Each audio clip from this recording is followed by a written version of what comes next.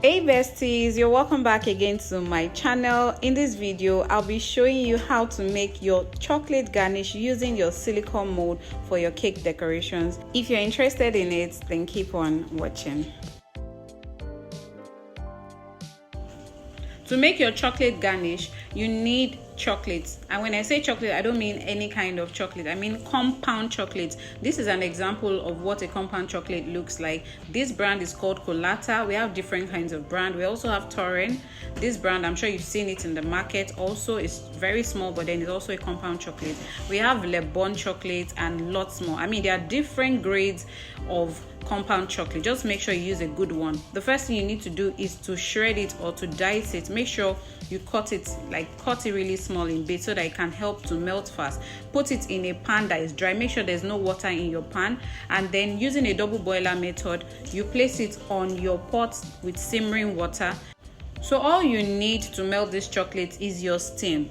I'm using this method because I want to show you that without a microwave you can also melt your chocolate. After just a few seconds, you will notice that at the base of the chocolate it has started melting. You just want to use your spoon to stir it together. Now if you are using a microwave, you want to pop it in your microwave for about 30 seconds, bring it out at intervals, and you stir it. Once you have your chocolate melted, you want to work fast right now with your chocolate molds. If you don't know what a chocolate mold is, this is what it looks like, okay? And it comes in different shapes.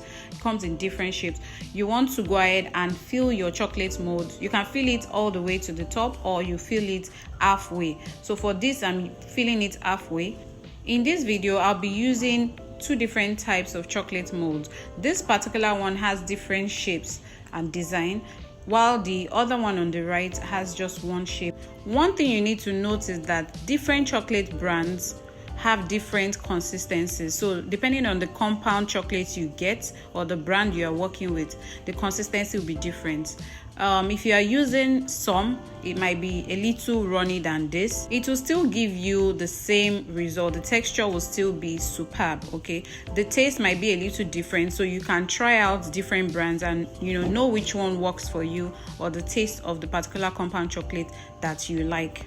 Another thing I need to mention is that you need to be careful not to burn your chocolate. Yes, you can burn your chocolate, and once you burn your chocolate, it will be useless. Probably you just have to eat it like that. You won't be able to use it for your chocolate mold whatsoever. And now when you are melting your chocolate for your chocolate decorations like this, you do not need to add any oil into it. It will melt on its own.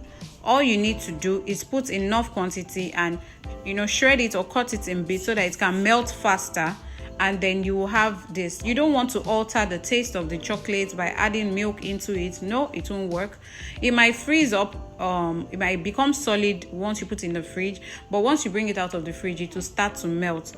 So you do not need to add any oil or butter. You don't need to add anything into the chocolate before you melt it. The chocolate alone will be melted, and if you're working with white chocolate, the same thing applies. The only difference between a white chocolate and a dark chocolate when it comes to melting is that white chocolate is way harder to melt than a dark chocolate. A dark chocolate is very forgiving. Okay, what I'm doing right now is to tap it. I've filled it and I'm tapping it to make sure that everything fits into the mold perfectly.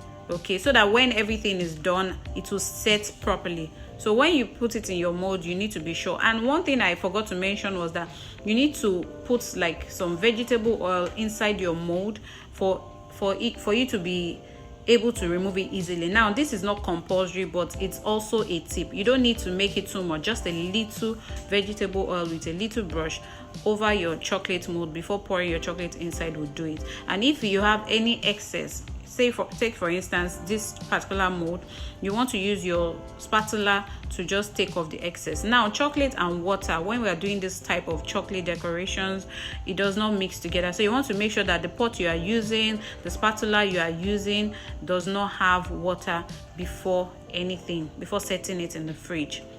So as I was saying, for white chocolate, it's more difficult to melt. So you want to remove, you don't need to leave a white chocolate in your your microwave or on your double boiler for a long period of time. So within 5 seconds, every 5 seconds to 10 seconds, take it off and check it and stir it. So we placed it in the fridge for about 5 minutes or 10 minutes. Your freezer also works. If you can put it in your freezer for just a minute or two, it just make sure that you don't leave it in your freezer for a long period of time. A minute or two, check up on it, and once you tap it and you see that it's firm, it's time for you to bring it out. Now when you remove it from your chocolate molds, you can, if you want to turn it into a gold chocolate, all you need to do is brush some gold dust on it and it will become a gold chocolate. Okay, I'll be using this chocolate decorations or chocolate garnish for a client's cake or a customer's cake, but I thought to just show you how to make this. Remember that I said that there are different brands of chocolates.